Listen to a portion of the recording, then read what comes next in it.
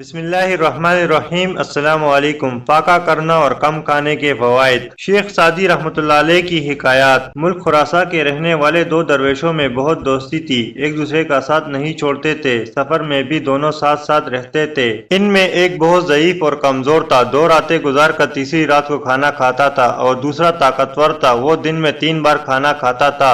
اتفاق سے ایک بار ایک شہر میں داخل ہوتے وقت دونوں جاسوسی کے الزام میں گرفتار ہو گئے۔ دونوں کو قید خانہ کی کوٹری میں بند کر دیا گیا اور دروازوں کو مٹی سے لیپ دیا گیا۔ چند دن بعد چھان بین کرنے پر معلوم ہوا کہ دونوں بے خطا ہیں۔ کوٹری کھولی گئی تاکہ ان کو رہا کر دیا جائے۔ دیکھا گیا تو طاقتور درویش کا انتقال ہو چکا تھا اور ضعیف درویش زندہ تھا۔ لوگوں کو بہت تعجب ہوا۔ ایک عقل مند شخص نے دیکھا تو کہا، اگر طاقتور زندہ رہتا اور ضعیف مر جاتا تب تعجب کی بات ہوتی، کیونکہ وہ بہت زیادہ کھانے والا تھا، اس لیے فاقہ برداشت نہ کر سکا اور مر گیا، اور یہ ضعیف صبر کرنے کا عادی تھا، اس نے اپنی عادت کے موافق قید میں بھی صبر کیا اور مرنے سے بچ گیا۔ حاصل کلام: جب کسی کی عادت کم کھانے کی پڑ جاتی ہے تو اس کے لیے غذا نہ ملنے کی تکلیف آسان ہو جاتی ہے، وہ برداشت کر لیتا ہے، اور جو زیادہ کھانے اور آرام کا عادی ہوتا ہے، اگر اس کو کہیں کھانا نہ ملا تو بھوک کی سختی سے مر جاتا ہے۔ اللہ حافظ۔